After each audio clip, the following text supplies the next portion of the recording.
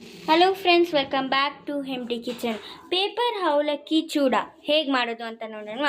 Paper ಅವಲಕ್ಕಿನ ಸಣ್ಣ ಸಿಮ್ಮಲ್ಲಿ ಇಟ್ಕೊಂಡು roast ಮಾಡ್ಕೊಬೇಕು, ಡ್ರೈ ರೋಸ್ಟ್ ಥರ. ಇದು 5 ನಿಮಿಷ ಆದಮೇಲೆ ಪಕ್ಕಕ್ಕೆ ಇಟ್ಕೊಳ್ಳೋಣ.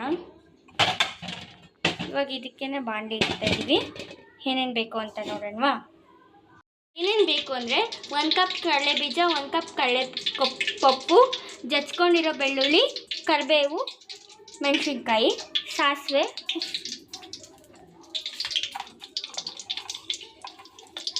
ಜೀರಿಗೆ.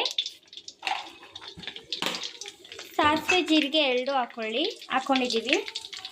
ಇದೊಂದು ಸ್ವಲ್ಪ ಚಿಟಪಟ ಆಗಲಿ.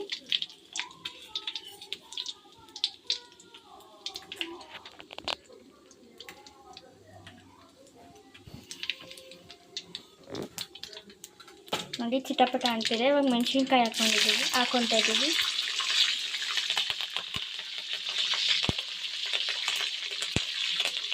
ಕರ್ಬೇವಿನ ಸೊಪ್ಪು, ಬೆಳ್ಳುಳ್ಳಿ ಹಾಕ್ಕೊತಾ ಇದ್ದೀವಿ.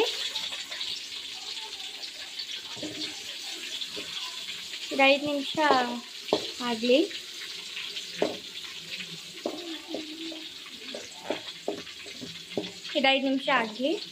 ನೋಡಿ ಈ ಥರ ಆಗಬೇಕು, ಗೋಲ್ಡನಿಶ್ ಆಗಿ.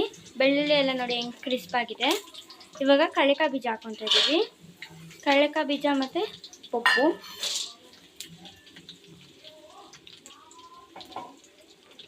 ಐದು ನಿಮಿಷಕ್ಕೆ ಮಾಡ್ಕೊಂಬಿಡ್ಬೋದು.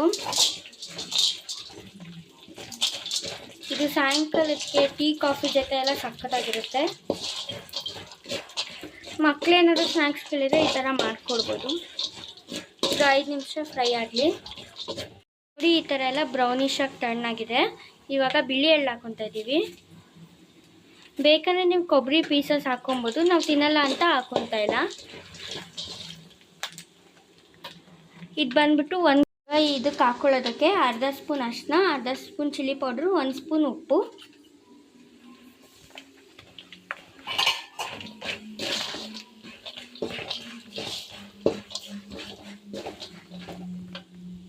ಇವಾಗ ನಾವು ಅವಾಗ ಏನು ಮಾಡ್ಕೊಂಡಿದ್ರಲ್ಲ, ಸುಮ್ಮನೆ ಡ್ರೈ ರೋಸ್ಟ್ ಮಾಡ್ಕೊಂಡಿದ್ರಲ್ಲ ಪೇಪರ್ ಅವಲಕ್ಕಿನ ಹಾಕ್ಕೊತಾ ಇದ್ದೀವಿ. ನೀಟಾಗಿ ಕಲಿಸ್ಕೊಳ್ಳಿದ್ದೀನ.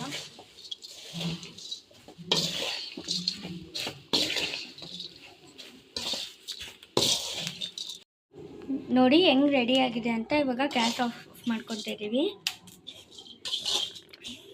ನಿಮಗೆ ಖಾರ ಒಂದು ಸ್ವಲ್ಪ ಕಡಿಮೆ ಅನಿಸ್ತು ಅಂದರೆ ನಾನು ತೋರಿಸಿದ್ನಲ್ಲ ಅರಿಶಿನ ಪುಡಿ, ಖಾರ ಅಂತ, ಆವಾಗ ಜಾಸ್ತಿ ಹಾಕ್ಕೊಳ್ಳಿ ಖಾರ.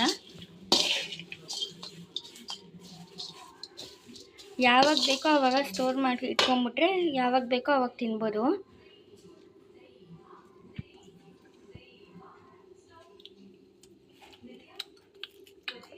ನೋಡ್ತಾ ಇದ್ದೀರಲ್ಲ ಸೌಂಡ್ ಎಷ್ಟು ಕ್ರಿಸ್ಪಿಯಾಗಿ ಸಕ್ಕತ್ತಾಗಿದೆ ಅಂತ.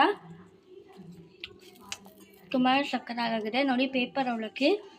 5 ಮಿನಿಟ್ಸ್ ಸ್ನ್ಯಾಕ್ಸ್ ಅಂದರೆ ಇದೇನೆ. ನಿಮ್ಮ ಮಕ್ಕಳಿಗೆ ಅಥವಾ ನಿಮಗೆ ಟೀ ಕಾಫಿ ಜೊತೆಗೆ ಮಾಡ್ಕೊಂಡು ತಿನ್ಬೋದು. ನೋಡಿ ಈ ಥರ ಒಂದು ಬಾಕ್ಸಿಗೆ ಹಾಕಿಟ್ಕೊಂಡ್ರೆ ಯಾವಾಗ ಬೇಕಾದ್ರೂ ಏನಾದರೂ ತಿನ್ನಬೇಕು ಅನ್ನಿಸ್ದಾಗ ಹಾಕ್ಕೊಂಡು ತಿಂತಾ ಇರ್ಬೋದು. ಸ್ನ್ಯಾಕ್ಸ್ಗೆ ಟೀ ಕಾಫಿ ಜೊತೆ ಎಲ್ಲ ಸಕ್ಕತ್ತಾಗಿರುತ್ತೆ.